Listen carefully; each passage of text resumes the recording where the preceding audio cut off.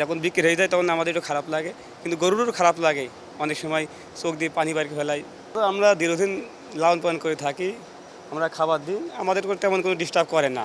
পুরো আমাদের মতনই মনে করেন, আমরা লালন পালন করতে করতে আমাদের মানে ভদ্র হয়ে যায়। এগুলো আমাদের কোনো গোতাগুতি দেয় না। তাহলে এরা যে আমরা ঈদে ঈদে বিক্রি করে দিই, মানে আমাদেরও একটু খারাপ লাগে।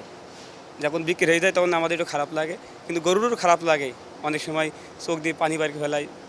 মানে ও বিক্রি হয়ে যাবো, ও নিজেরাই একটু বুঝতে পারে যে আসলে মানে ঈদের সময় আমাদের জবাই দেবে, এই কারণে। আসলে যখন বিক্রি হয়ে গরুটা খামার থেকে যখন বের হয়, তখন এমন হয়েছে কিনা যে আসলে আপনার চোখ থেকে পানি পড়েছে, এরকম কোনো ঘটনা আছে? আছে, যেগুলো আমরা দীর্ঘমেয়াদী পালন করে থাকি, সেগুলো মূলত আমাদের একটু কষ্টই লাগে। যে গরুটা নিজে অনেকদিন যত্ন করে ওকে 2 বেলা খাবার দিই, গোসল করাই, সবসময় যত্ন নিই।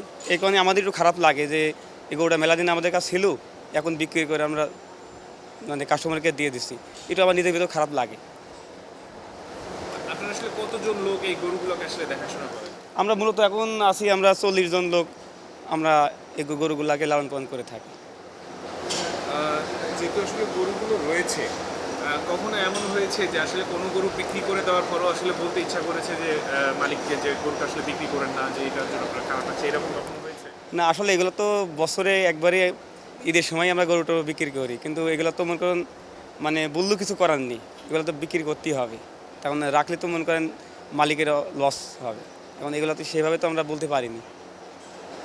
আপনার যদি সুযোগ থাকতো কি বলতেন আসলে? এখন আমার নিজের যদি গরু হয়তো, তাই আমি মনে করেন যদি রাখার ইচ্ছা হয়তো তা আমি রেখে দিতাম।